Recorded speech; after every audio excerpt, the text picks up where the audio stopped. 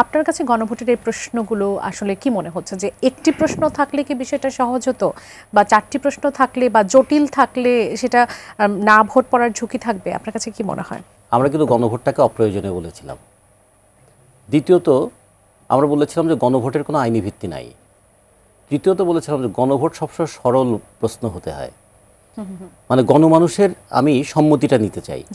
গণমানুষের সম্মতি দুইভাবে নেওয়া হয়, একটা হচ্ছে গণভোটের মাধ্যমে, আর হচ্ছে পার্লামেন্টারি ইলেকশনের মাধ্যমে। পার্লামেন্টারি ইলেকশনেও কিন্তু একটা সম্মতি, সেটা হচ্ছে সে সম্মতি দেয় যে আমার প্রতিনিধি হিসাবে অমুককে মনোনীত করলাম, ইনি সংসদে আমার এই অঞ্চলের বা আমার মতামতের প্রতিধ্বনি ঘটাবেন। ফলে এই বিষয়গুলো আমাদের বিবেচনা করা দরকার ছিল। আর তারপরে প্রশ্নটা হচ্ছে খুব গুরুত্বপূর্ণ। আপনি আমাকে যেরকম প্রশ্ন করবেন আমি তো সেরকম উত্তর দেব। এখন কাউকে যদি প্রশ্ন করা হয় তুমি কি আগের মতো এখনও অন্যের জায়গা দখল করো, উত্তর হ্যাঁ অথবা না দিতে হবে। যদি বলে যে হ্যাঁ, তার মানে আগের মতো এখনও অন্যের জায়গা দখল করছো। আর যদি বলে যে না, তাহলে আগে দখল করতো এখন আর করে না। তাহলে এই ধরনের হ্যাঁ না ভোটে, জটিল প্রশ্নে হ্যাঁ না ভোট হয় না। এই জন্য হানা ভোটটা হতে হয় সবসময় সরল প্রশ্নে। এবার চারটা প্রশ্ন আছে।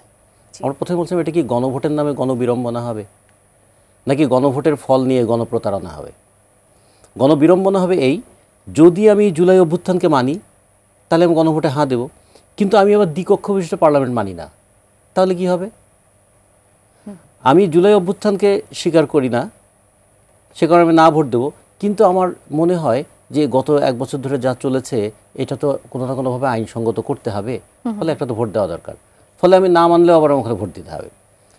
তারপরে আবার কথা আছে, ঐক্যমত্য কমিশনে যখন আলোচনা হয়েছিল তখন অনেকগুলো প্রশ্নে রাজনৈতিক দলগুলো একমত হয়েছে, অনেকগুলো প্রশ্নের চূড়ান্ত দ্বিমত ছিল, কিছু কিছু প্রশ্নে তারা নোট অফ ডিসেন্ট ছিল, মানে আপত্তি সত্ত্বেও সম্মতি ছিল। এখন যেগুলো নোট অফ ডিসেন্ট আছে সেগুলো মানার বাধ্যবাধকতা যদি কারো থাকবে?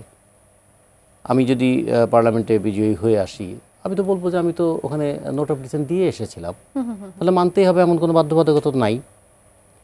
তাহলে দেখুন, যিনি যিনি ইলেকশনে জিতলেন তিনিও কিন্তু তার কথায় যদি স্থির থাকেন তাহলে হ্যাঁ ভোট বিজয়ী হলেও তিনি গণভোটের সিদ্ধান্ত নাও মানতে পারেন। আবার গণভোট যদি না হয় তাহলে কি হবে?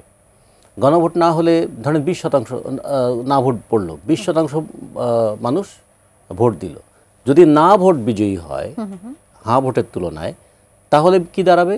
তাতে কি পার্লামেন্ট ইলেকশন বাতিল হয়ে যাবে? তা হবে না। তাতে কি হবে? এই যে গণ অভ্যুত্থান হলো তার নৈতিকতাটা প্রশ্নবিদ্ধ হবে।